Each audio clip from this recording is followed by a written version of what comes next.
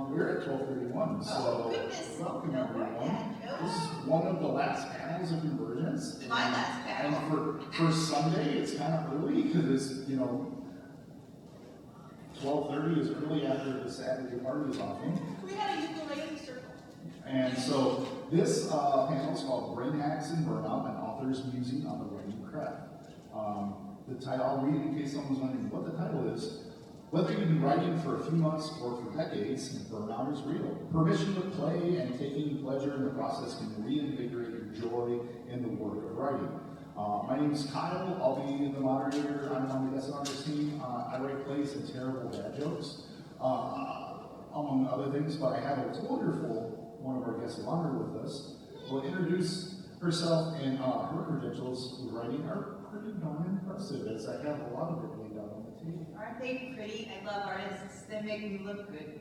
I'm Claire. That's the C in C.S.E. Cooney, and I am one of your guests of honor, and I wanted to thank you all so much for sharing your convergence with me. I've had the time of my life. That's what Carlos and I have been saying all week. It's like, this is the time of our lives, and we're so grateful to be here. I write novels, I write short stories, novellas. I love writing poetry. I sometimes write songs. And lately, upon meeting and going courting and then marrying a game designer, have suddenly magically found myself in the world of game design. Surprise! And I have been burnt out before, and I have discovered some hacks on my own. I've read about others, and also reluctantly agreed to try somebody else's hacks sometimes, really not believing it would work, and then having to really grudgingly admit that some of it did, and then be able to recommend it because, mileage may vary, and I wasn't ready for my mileage to vary quite so much, but it turns out that though I am a snob, still some things work, even on me. So I'm happy to talk about some of those experiences, and I would love to, as we progress, Kyle stops occasionally for questions and conversation, and get some of your experiences and your suggestions and also your questions, because it's an ongoing conversation. It's a big topic, and everybody has different approaches, and I'm always up for learning. Yeah, so if you do have a question or a comment, put your hand up. There's some of the colored cards that's easier to see sometimes. You don't have to use it. If I make eye contact and nod, you can put your hand down, and then when we find a natural pause, then I'll call you. I don't want anyone's hands to go down from holding it up. And then we'll keep it flowing and everything. I've got some kind of start conversation questions just to give Claire a starting point, because Claire's really good about talking about writing and to get going. And the first one, this is also for my own curiosity. You've been writing for a while, you published several things. When burnout is maybe looming, have you figured out signs that it's coming and ways to maybe get ahead of it before it becomes too much of an issue that you maybe have to use your brain hacks and stuff, where you have, I guess, your indicators that burnout is imminent? I would say, I guess these days, I'm so permissive with myself. I've given myself so many ways to take pleasure in life and ways to look at writing that, so the hacks are those signs. I'm trying to do it, work these, exercise myself in, I guess, the act of delight or sensuality, which is part of how I rehack myself as a part of the process that's ongoing, that I haven't yet gotten to the point, because so much of it is attitude, and so much of it is work-life balance to begin with, that, and the other thing is changing motivations. So part of my burnout was happening because for a long time I had one motivation to write. When you're little, when you're young, and you're just writing because it's your hobby, it's the fun thing you do. It's the thing that you'll do 10 hours a day because you're laser focused and obsessed. You'll read and you'll write, and that's the fun thing. And then later, for me, as I was submitting, the craft, then you're like, oh, it's not quite up to craft level. So you're working on that. You're experimenting. You're doing things you would normally do. It's not pure pleasure anymore. It's pedagogy. At the same time, it's autodidactic. And if you're not Some people, their pleasure is in learning. And I had to learn how to like learning. I mean, like I was always been more dreamy than curious. And that at one point did switch to be like, oh, curiosity became a thing that was pleasurable in and of itself rather than work or imposed on me by a school system. And then you go to college and you learn to write, and your motivation is to write to a deadline for a teacher, a certain number of pages, you know, and on a theme often. And you learn to do that, but when college ends, you lose all of that infrastructure and internal motivation, and then you have to wonder, how did I ever do it for fun in the first place, and get that back. And then you're deep in college debt, you're working, you know, long jobs at minimum wage, and you have to figure out how to work in writing at a new, higher, college-educated level. And hope that maybe you'll sell something that might help pay the lighting bill. And then suddenly, like lately, in the last 10 years, to be in a stable, financially stable position, to have all the time to write, unexpected riches, you know, like things I never imagined to be in a stable place, and to be like, if you want to write, says my husband, just write. Oh my gosh, you know what 17-year-old Claire would be like? She's like, oh yeah. I'm like the courtesan in Dangerous Beauty, you know? It's all panniers and jewels and like writing poems and dueling all the time. But you have no internal infrastructure of motivation anymore, and it's a frozen place. And then all of the stress of the last 20 years of having to do something to pay your rent, to pay down college debt, you know, like that is what writing is equated to. It's identity, it's survival, and it's like, for me, that was my big freeze. Is like, I'm not trying to write to survive anymore, and anything less than that is really hard to work up the same amount of energy and motivation when everything else is infinitely distracting and possible. So almost like you lose that sense of urgency, you'd say? Yeah. Well, so having to rediscover, do I still want to write? And at one point I didn't. Like, after Desdemona and the Deep and my 14th draft of Saint Death's Daughter, which I'm not high with that at the time, that was another draft, you know, turned in. And at that point, it was just like, I don't want to write anymore. But I knew that somewhere I wanted to want to write. And that was my first thing, was like, that's my goal. I want to write. That was all I needed, you know, like, and so what I did was told people and myself that I'm just not going to write until I want to. And that freaked everybody out. It did freak me out. I felt sort of zen about it. It was like, and that's a good sign, I think. But they're like, no, you have to. You've spent so much time and energy and resources. And I'm like, yeah, and if I never write again, what a waste of the last 20 years of my life. But I can't, what's the point if it's making me miserable?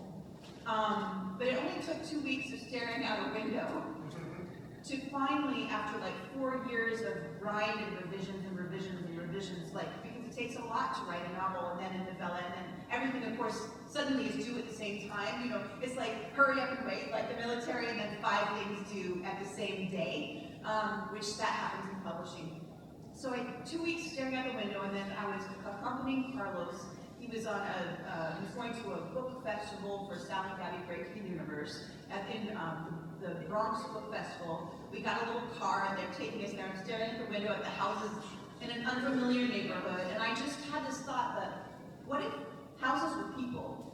And for the first time in 4 years, that what if question that came out of nowhere, that nobody wanted, that nobody asked for, that I didn't need to do anything with, started building. And throughout the day, it grew increasingly hard to concentrate so that he was talking to me, because the story was building.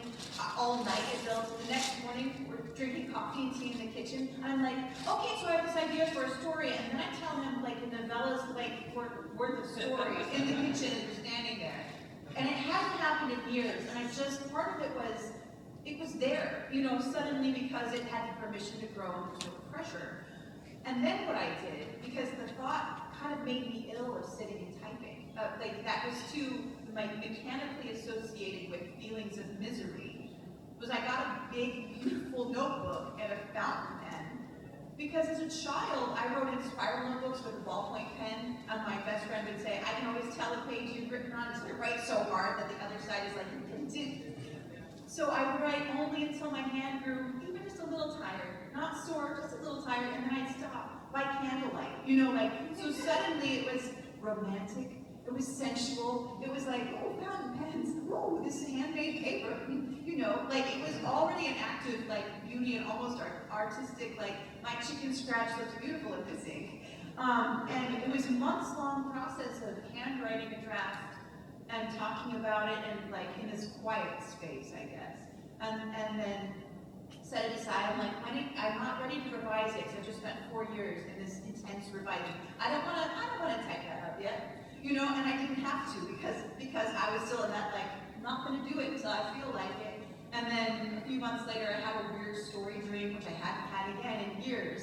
And I was like, what if I put that in the world of Darkbreakers, that idea, only in their 1980s, Darkbreakers is in their Gilded Age. And then I was like, what if goblins in the 1980s? What if 8-bit and neon color blocks and Velcro and boom boxes? What is that? Only in this weird world. And that was so delightful. And that one was so much faster and funnier that I had to type because I didn't have time to sit and write it sensually. But this is kind of, I don't know if it's embarrassing, but I chose a weird font. When I was a kid, you write in weird fonts.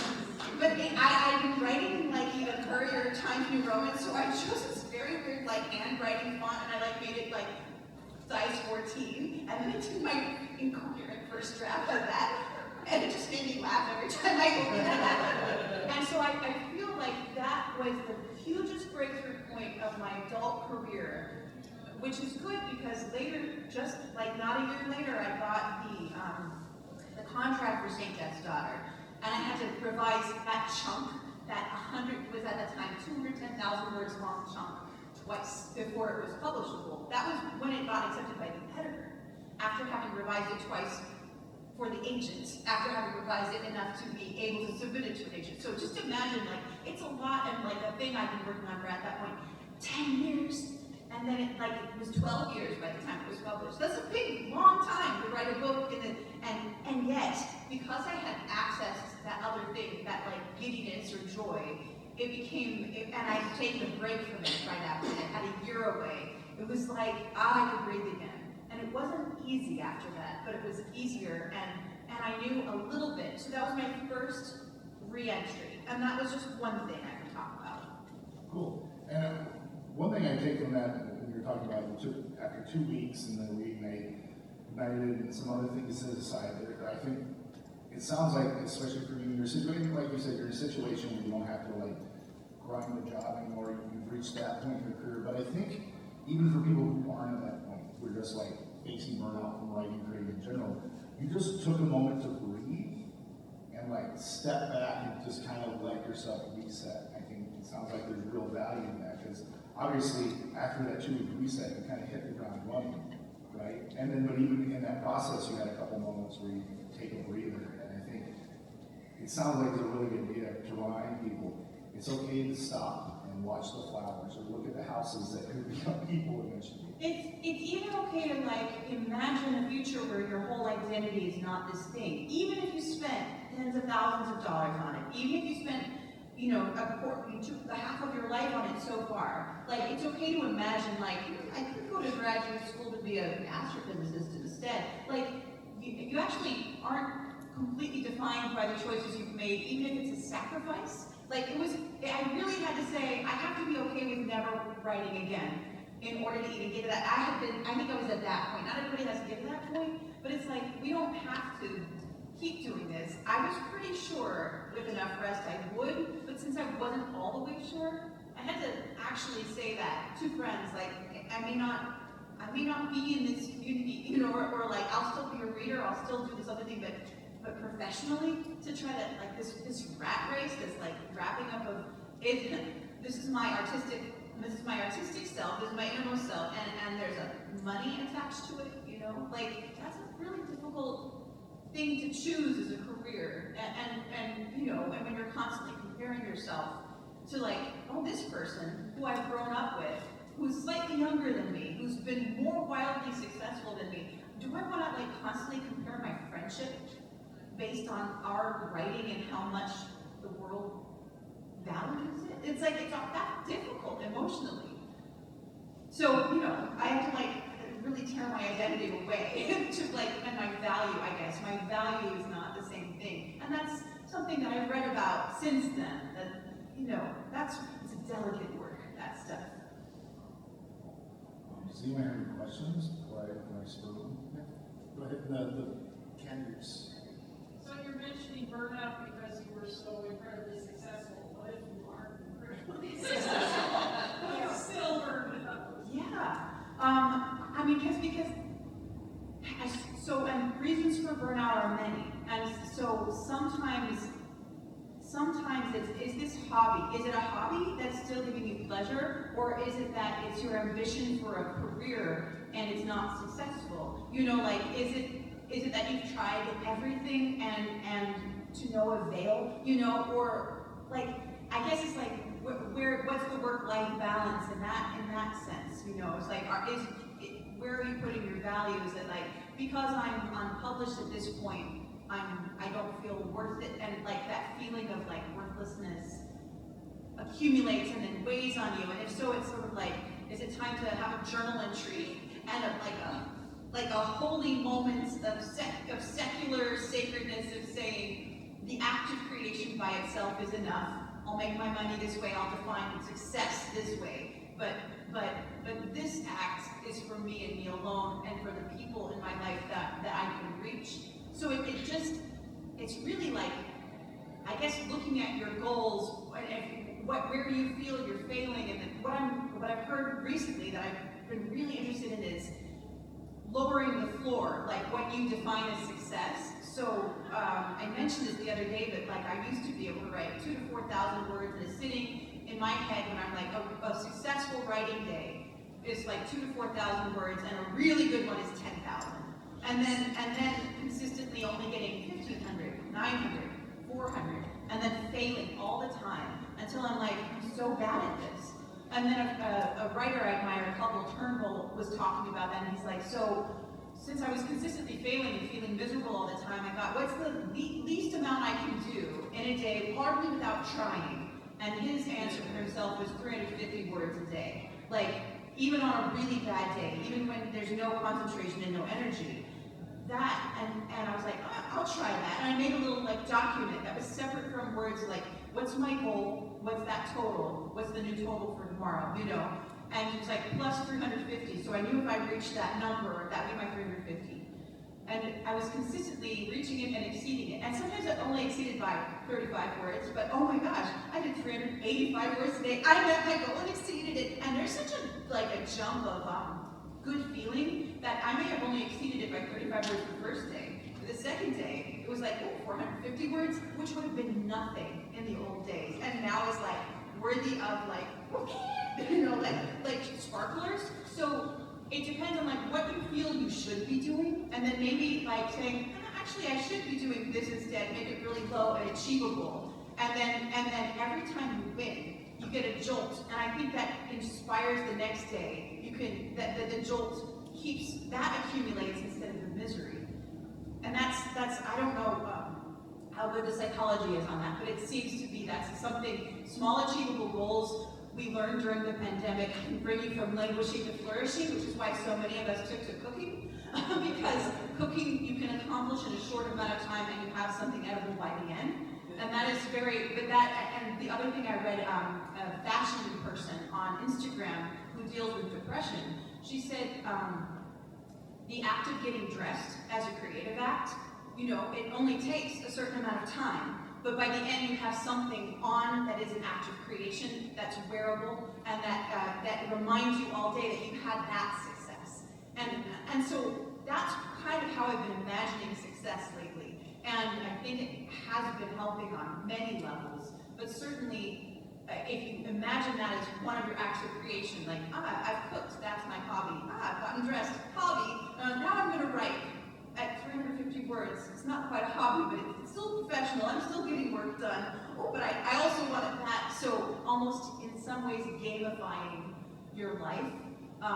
Imagine what your scores are, and then make the scores all very achievable. Maybe is one method toward that. Yeah, yeah, go ahead, Ray.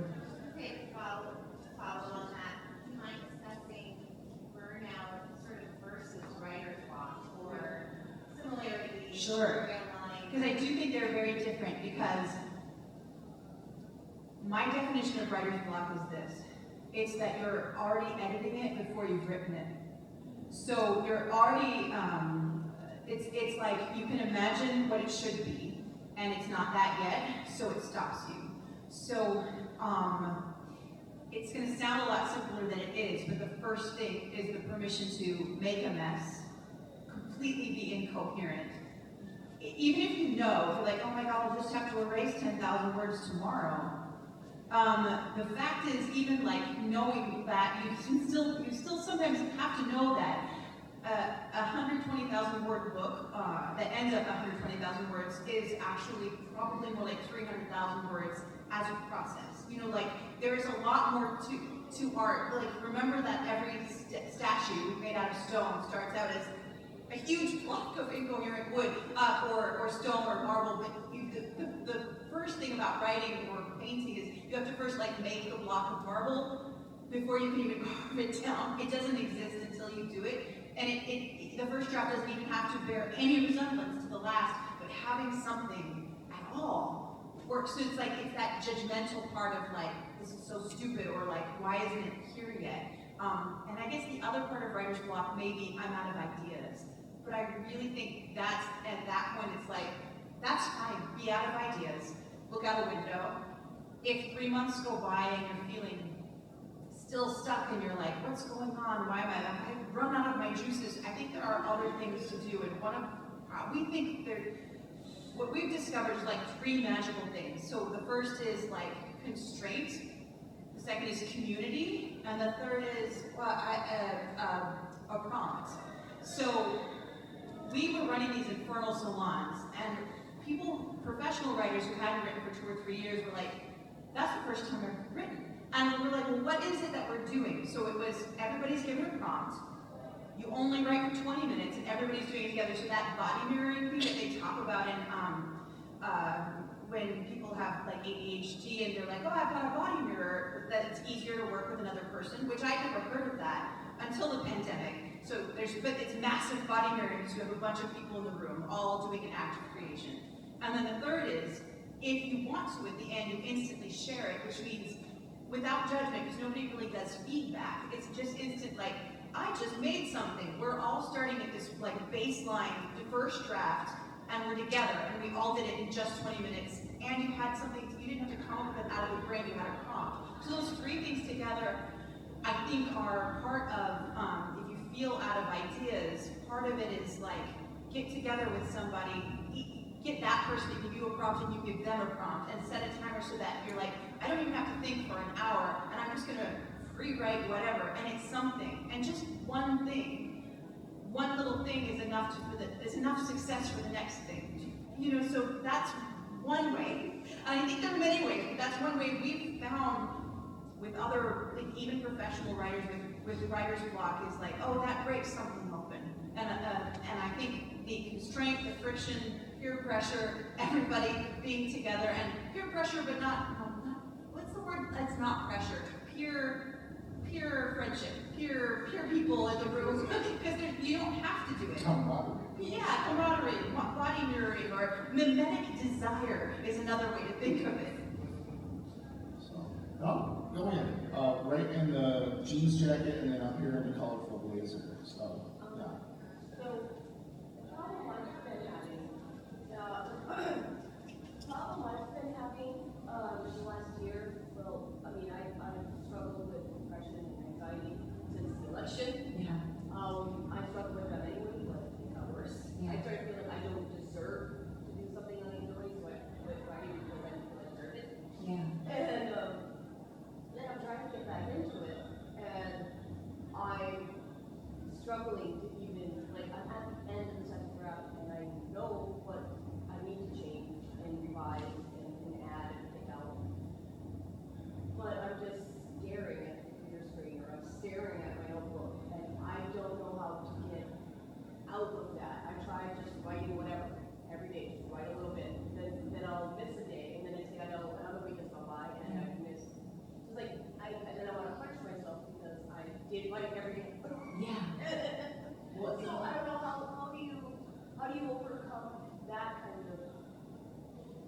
really well. You're doing a lot of hard work, and you don't have to write every day.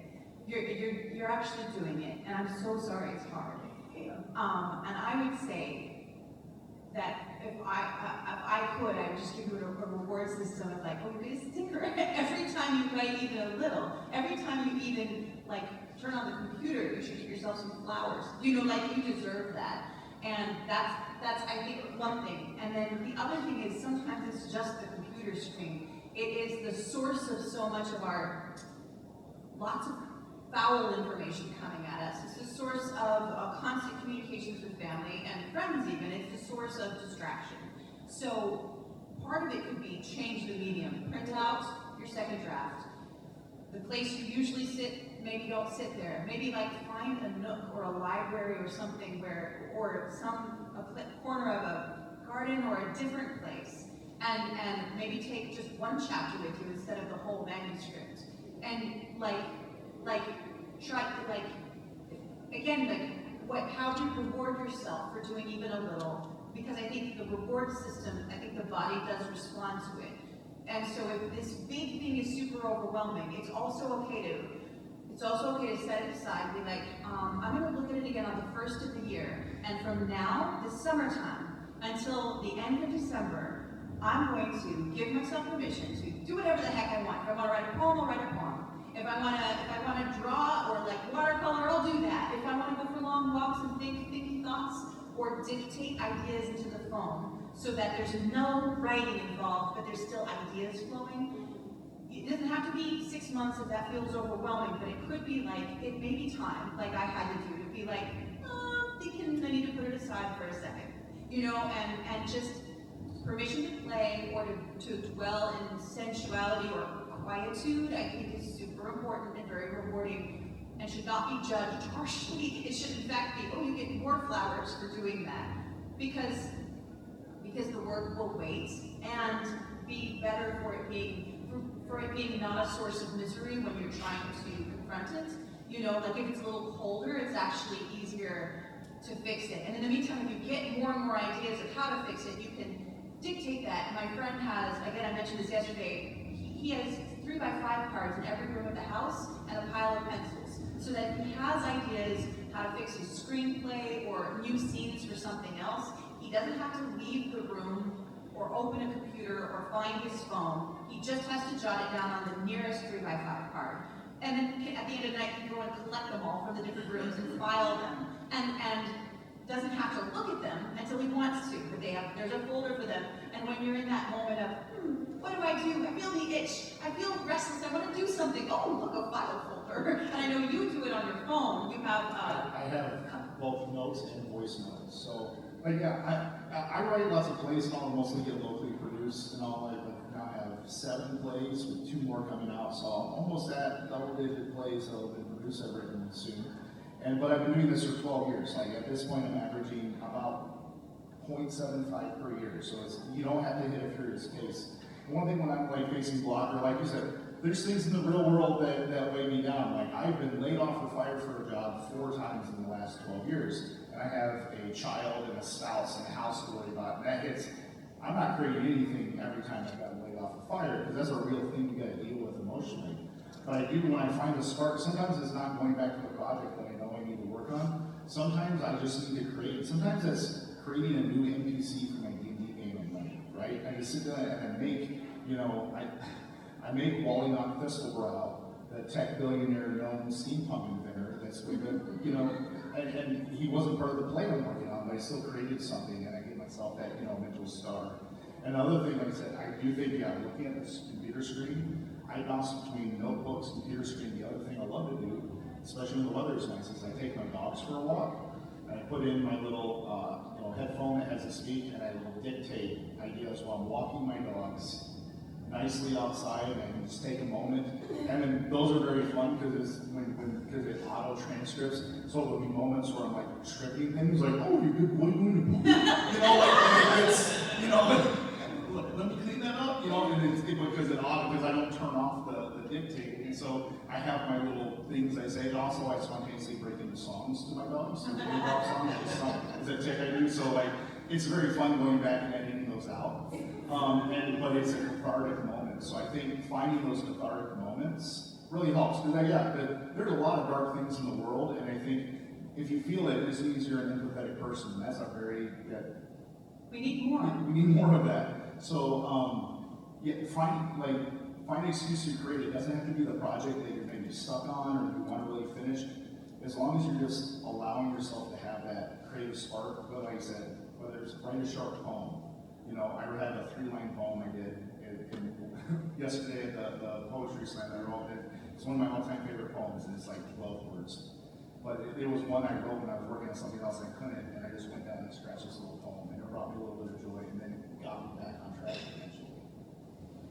Yeah, Hopefully that answers, or at least gives you some ideas Some to combat the darkness, my mentor would say, my mentor was a science fiction writer named Gene Wolfe, and he said when he felt stuck, he would go and do something with his hands. Like, don't read a book, don't watch TV, and don't try to write. Like, get away from words entirely. Garden, go for a walk, things where there's like no expectation of communication, because that can all get tangled up, and your expectations and the pressure we put on ourselves is sort of like, there's more to life than that. There's so much more in there, as we get to enjoy our little lives too, as much as we can, and pet ourselves. Yeah, and feel free to celebrate the small achievements. Like, make a big deal about something small. Like, did you write a new sentence? Go get yourself a piece of cake, or watch 30 minutes of your favorite anime as a prize. Whatever it is you do to reward yourself, right? Like, you got a new sentence down. That is progress. Like, my therapists are great, by the way, if you can. It says, don't let the perfect be the enemy of doing something. So like, Don't let the perfect be the enemy of the good. Yeah, so it's like, yes, you're supposed to brush your teeth for 2 minutes. But sometimes if you just get that toothbrush in for 30 seconds, it's still better than not brushing your teeth at all. And don't be mad at yourself for not brushing your teeth for 2 minutes. Be happy that you managed to get 30 seconds brushing when everything in the world has you down. Yeah.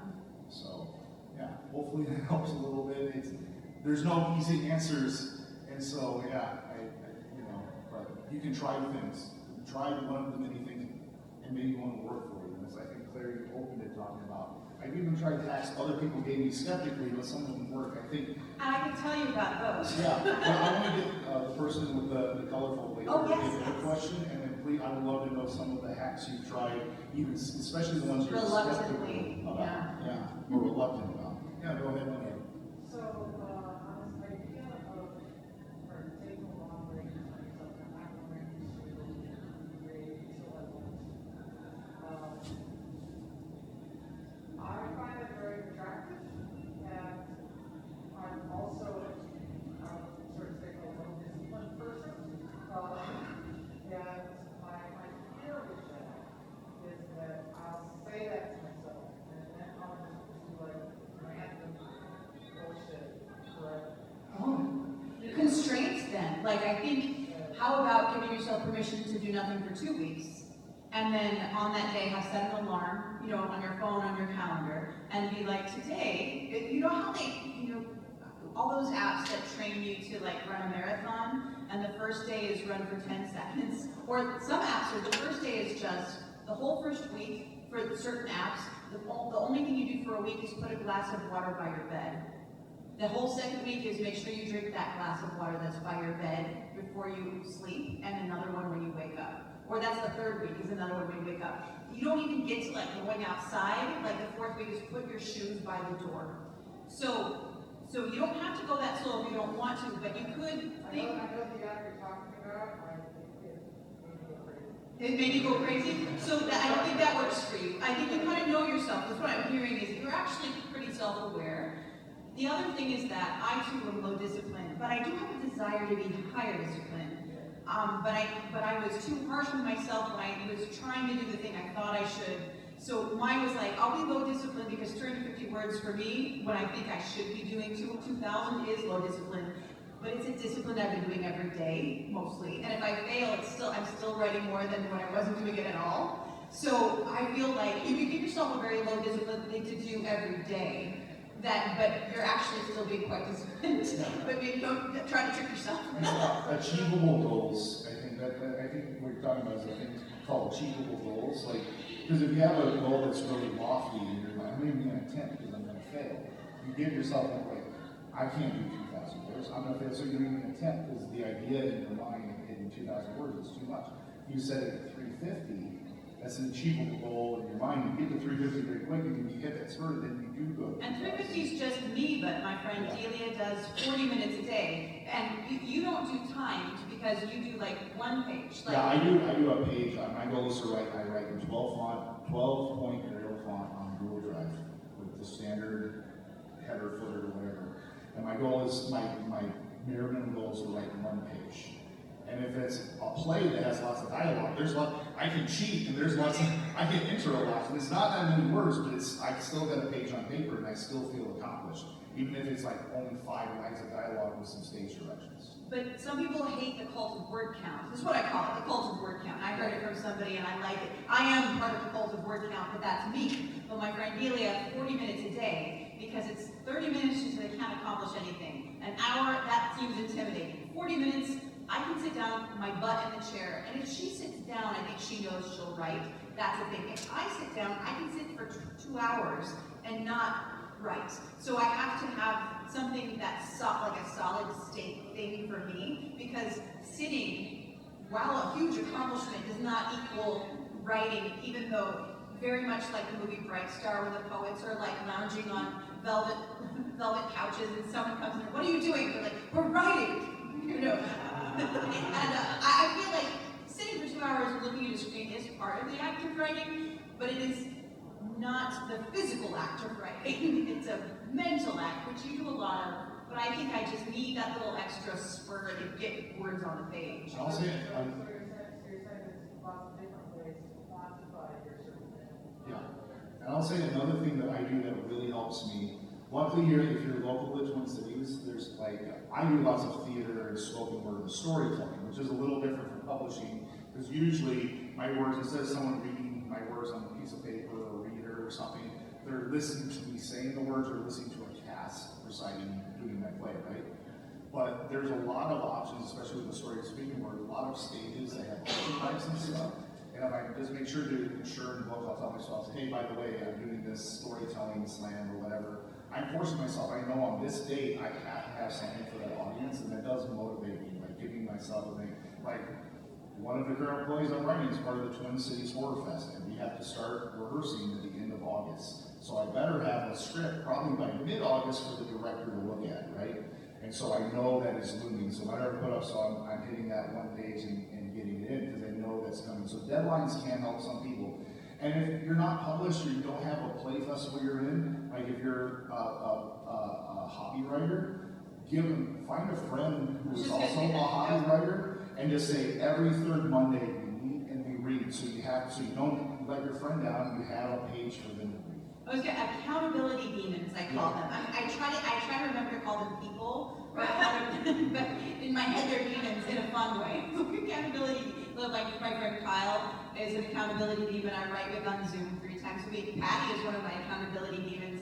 Patty can only write at like from 4 o'clock in the morning her time to 5:20, and that's 2 hours later for me, which is super early. I'm not a 6 a.m. writer, but Patty is a 4 a.m. writer, which means I can certainly be a 6 a.m. writer for Patty. I'll do that for her because she's doing worse.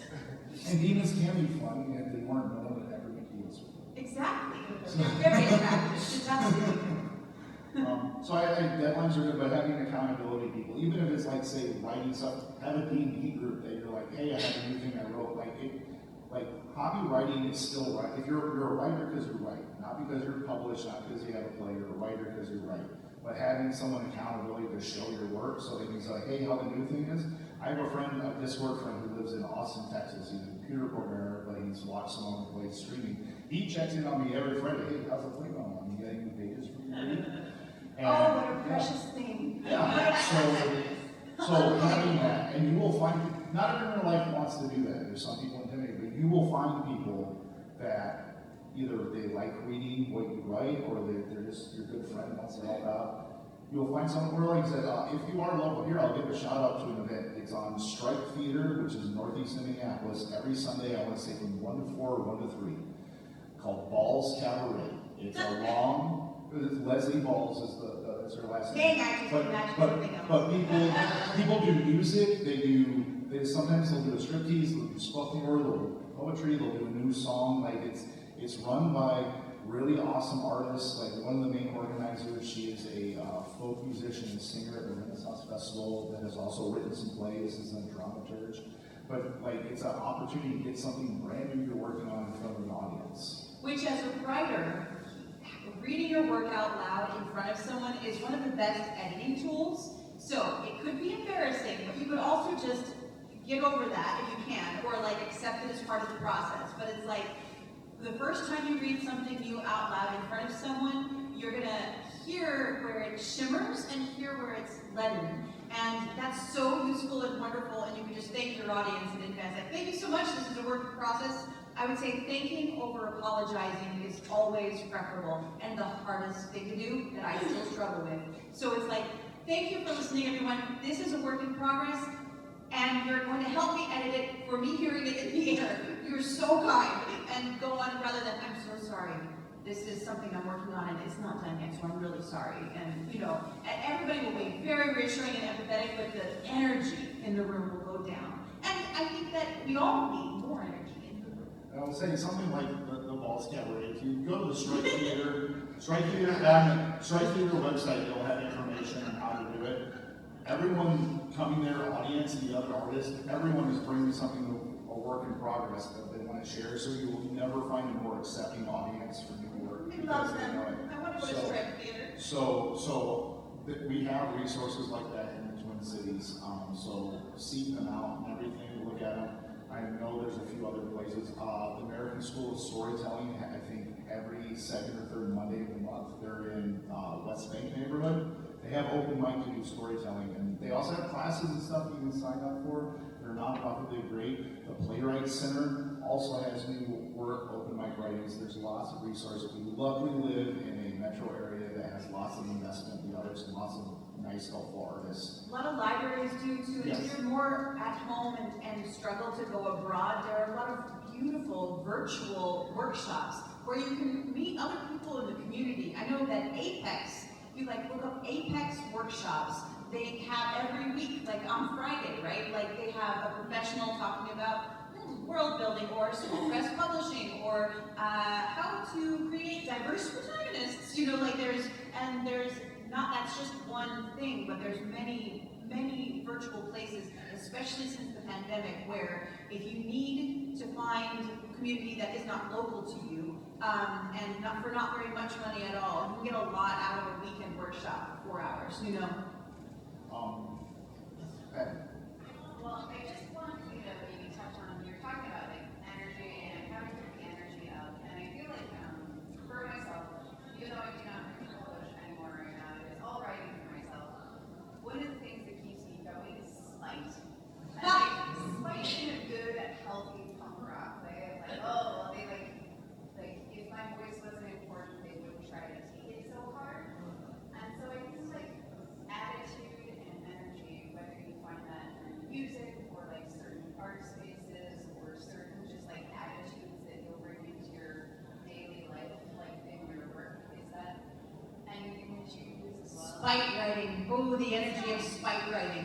I think it's valid. I've gotten so angry at things that I wrote responses spitefully or wrathfully. I think it's part of the fuel of satire and punk rock, and I think it has created small presses and self-publishing. Like I think it is a great big fuel. Maybe if it's not your only fuel, Claire knows this, I told her.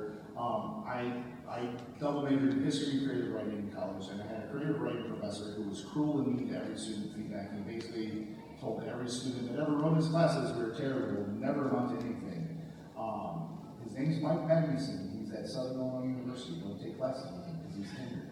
I would name drop because he's awful. And he initially liked my work at first, and built me up, and then in my one of my senior classes just absolutely told me you'll never amount to anything. So because he's tenure track and his email is on the university website, every play I get of mine, that gets produced and goes on stage, I send him the press release to his university. Because now I've now published, I've had more things on stage than he's had published, and he's never applied, but it's a cathartic act when every one of my plays gets picked up to get produced. It's just something I do, and it's a little thing. It's not the only thing I do, but it feels good.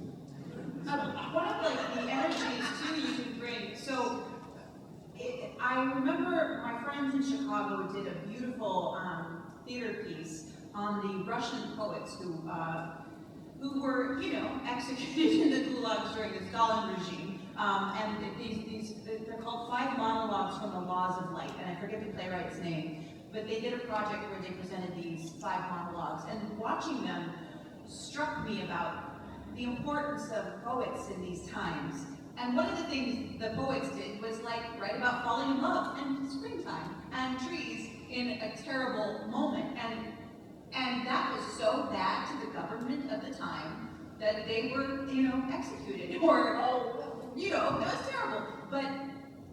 But that makes me think, like what you were saying, they wouldn't silence it if it weren't really important to write about, to remember to write about joy and delight and your anger in the moment, but also your pleasure in the moment. Like remembering that you live not only like under the thumb, but in this world, that there's a history and a legacy of artists behind you, and everything we know about the world. Well, not everything, because some of it's science too and archaeology, but the written stuff was written down. That's how we have interpreted through art and through cave paintings, because somebody bothered to record their little lives. And I feel like we could be those people. Yeah. Well, and we're seeing it even live, like if you're looking, it's not the community, but like Theater Move does this wonderful, like they're all like Asian theater focused theater company in the Twin Cities, and do lots of original plays about the Asian American experience, the queer experience, and everything. They're beautiful, cool, original plays. And they just had the NEA rip a $60,000 grant from under them. But that is telling the world the work they are doing is dangerous to the kind of people in charge now, and it validates it as that much more important. I will say, good news is the community fundraising, we replaced it really quick. Heck yeah. So Theater News is going to keep doing their awesome stuff. But while the losing money is negative, it also validates that what they are doing has power and influence and is important. So you can thrive on that a little bit. Like if you're missing, like I love to say, my play is going to piss off the right people. Or right? like my friend Ellen and Delia, they wanted to be part of the problem. They wanted to be part of the problem. So I guess I wanted to just hit on a little bit, and we'll go about things that I didn't think would work that I have to admit did. So my friend Miriam wanted to run an artist's way. And some people love it and have, like, that's been recommended to me like 30 times in my life, and I had looked through it and I'm like, oh, I don't think that's for me, but it's for you, and please do it. But I did. Miriam really wanted it. It was this group of amazing women, like a dancer, actor, a painter, and several writers, a playwright. Miriam's a director.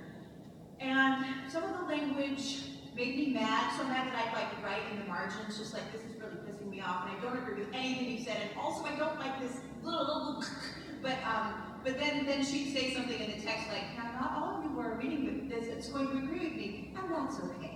Just trust the process. I'm like, fine, I'll trust the process. What I got out of that process, which was a great deal, not everything that she threw out was something that I took, but that's okay because there was plenty. There was plenty, and I'd even do it again. I would, even though I would probably be just as mad the second time. But the most important things were the taking yourself out on an artist date, which is not the same thing as meeting a friend for an artist date. That there's something about where you want and only you want to go. Like, I want to see that museum exhibit or that concert, or I want to go sit in the park and read. To go out of your house, to treat yourself like your own lover, and to kind of give yourself your heart's delight and plan it like you would for your best friend's birthday. that's your artist day. You do it like once a month.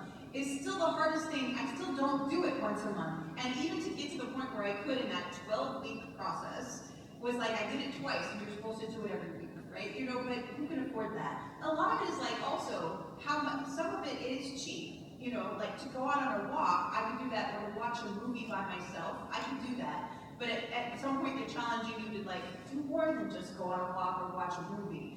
So that takes budget, and not everybody has that or the spoons. But when I did, it was glorious. And I was like, oh, there's just a lot in here.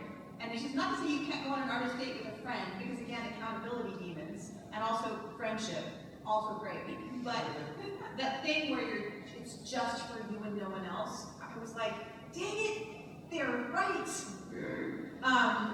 it's something I'm working on. And then this is something again I failed at pretty constantly, but also when I succeeded, every time I succeeded, it also worked. And that's always frustrating. Like, this works and be so upset. They like three handwritten pages a day before anything. The morning pages, 3 pages, and you don't lift your pen from the paper, you write anything, and so often it's like, I have a headache, I hate this, you know, I'm bored, nothing is working, blah, blah, blah. It's like, so it's just so much vomit, and it's so shallow, and it's like all the chattering voices in your head, and all the worry, all the anxiety, and then sometimes suddenly, about 4 or 5 weeks in, it's like, then I randomly write a poem. Or like, oh, I have this idea for a character. And I was like, but it took weeks of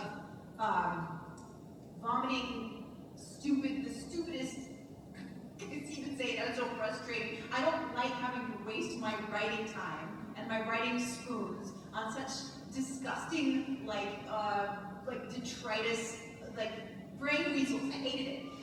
And yet that act, boy, it really did work after a while. And after I stopped, I don't write morning pages every day, but I can feel myself sometimes brain weaseling to the point where I'm like, all right, it's time to sit down and do that, and it really just like refocuses.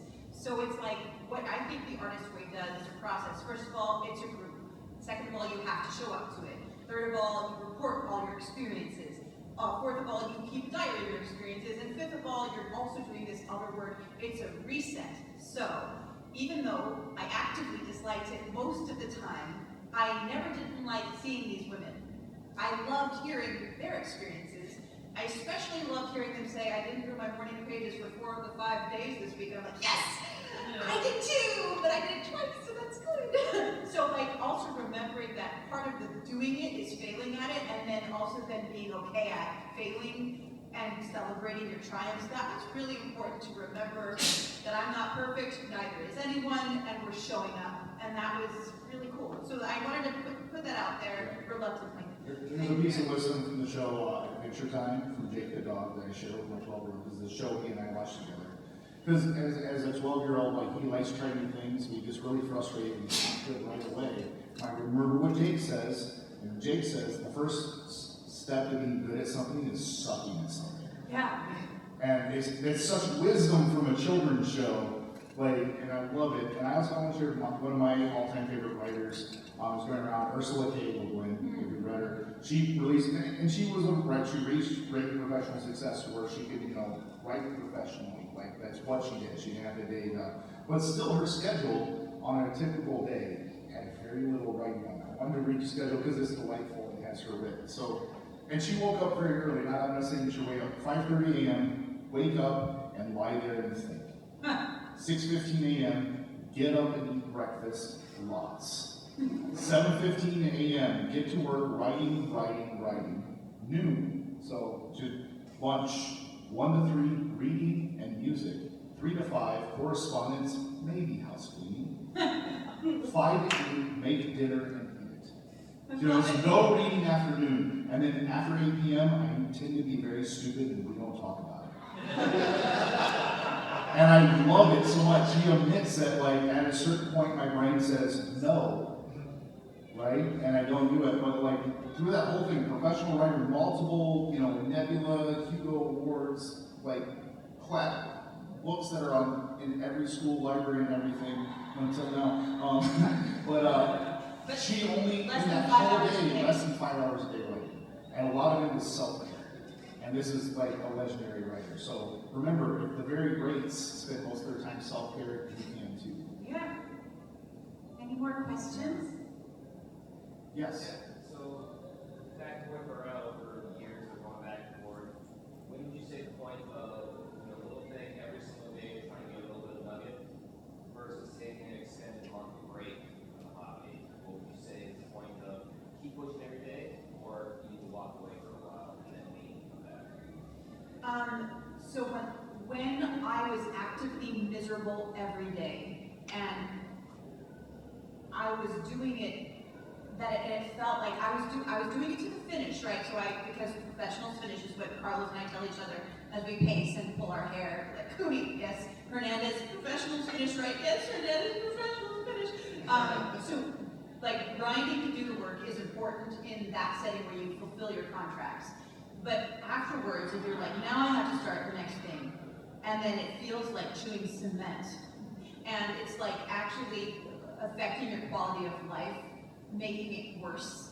That's when you walk away for however long. You can give yourself a time period or give yourself the permission to not put a deadline on it, however you need to. Where writing is like more when I'm just very easily distracted from it, when everything else seems shinier, but writing doesn't seem actively harmful. That's more like, put the bar low. This is one of your little things you're gonna do today. It's a little game you're gonna play. Can you reach level 1? Or that sort of thing is like, you get a star and you get to go play if you just do 350 words a day. If you do 350 words a day, you can go do anything else for the rest of the day. When it's that, to build up a discipline. And then when, I just got news I get to write the third St. Death book, okay, well I gave myself a pretty big break after the second one was turned in because I ground on it for a year and a half, where it was a lot of writing and it was deadline, it was very overwhelming, but it wasn't ever actually harmful to me. But then I was like, I'm gonna do that because then the next, I'll have a deadline again soon enough. So I gave myself permission to play, perhaps a little too much. But I knew in the last few months that I would need to rebuild a habit that I got really good writing habits when I was under deadline. And that's when I started building up the 350, starting to try to do discipline, more like training up. It's a lot more like exercise than I ever imagined as a physical thing. It's like you lift 5 pounds this week and then 10 pounds next week. It's always going to feel hard because you're always going to be 15 pounds would have been impossible the first week for me. but by the fourth week, it still feels really hard, but it's 20 pounds, Yeah. I'll say one thing I do, because of the nature of me doing festivals and having the show run is this time, and I know because I also produce and props and do other things, because that's how independent theater is I know I'm going to run high throttle for 3 months during the play and everything. I give myself permission to not book any projects after anything. So once that run finishes, I can start a new playthrough of Baldur's Gate 3 and just veg out for the next 2 weeks to do that, right? Or I can go, you know what, I'm just going to build Lego with my kid for the next month because after the play closes, I have done so much creative work for 3 to 6 months. I've earned that brain break and reset. And what I do is most of the time, my theater season tends to run from the end of the spring to the beginning of the fall. And I go hard. Everyone's like, Kyle, when you sleep? I'm like, no, not much. But I go. But I also know if you schedule like that, I know my November is open. And then November is, I can be as lazy as I want. I can do whatever because I know it's coming, and it's easier to put in those grueling days and stuff because I have a finite endpoint. So maybe that might help you, rather than if you're going, I have to write every day and you're not giving yourself any known break. It's easy. If you ever been a runner for a 5K and stuff, you know you can sprint that last 100 yards because as soon as you cross the finish line, you can stop running. And eat French fries. But if you just I have to run until the end of time, your brain is easy to go, well, I'm just going to give up. But if you have a finite endpoint, that can help too. So maybe trying to find those finite, schedule a 2-month break or a 1-month break from everything, all of that creative stuff once or twice per year, and that can help too, because then you just race to the finish line, get done what you need to do, and then go, all of my time is to whatever I want. And all of that's adjustable. It's flexible. Patty and I, when we started writing together in the early mornings. We had vaulted ambitions. We were like Monday through Thursday, 4 a.m. to 5:20 was hers, and mine was 6 to 7:20. I'm like, yeah, I can do that for Patty Thompson. And then we started realizing that by Wednesday, we were getting so exhausted. And so we cut it back to just Monday and Tuesday. But you know what? Every Monday and Tuesday is a lot better than 4 years of never. You know, like it just is better. And so you get to adjust to like what is sustainable. And then you get to push it a little if you feel like, all right, I've been letting myself do this sustainable thing for a while. It's been successful. What's like, I might up my game a little. You can give yourself little challenges. If it's fun and it's life-giving, if it's not interfering with your quality of life but only improving it, that's what I'm coming to. But it took me 44 years to get here. So, you know, like I didn't believe this 20 years ago, certainly, when I was doing 10,000 words a day, no problem. But it becomes a problem sometimes. Not for everybody. Some people have always sustained that. And bless them. So we're at time, but I think some of the takeaways here is take care of yourself. Don't make it stressful. Give yourself permission to have small, achievable goals and celebrate the small things. Those are great ways to And gamify it. gamify. Prompting, prompts, time constraints, deadlines, accountability demons, friendship, Yeah. open mics. So, one note. This is Claire's last panel of the con. She's just going to be a closing ceremony. So if you want to see what she's a wonderful guest of honor.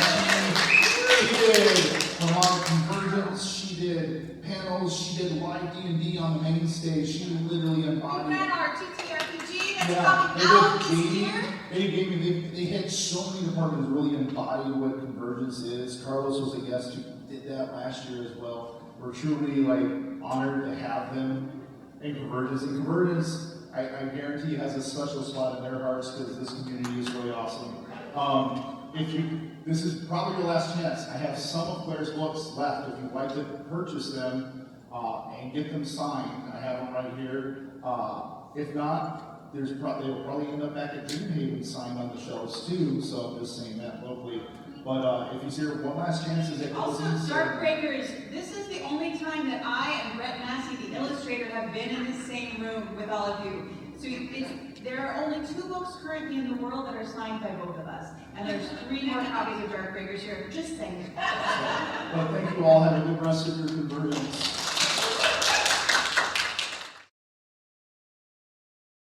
Subscribe and get notified when we upload the next event you may have missed.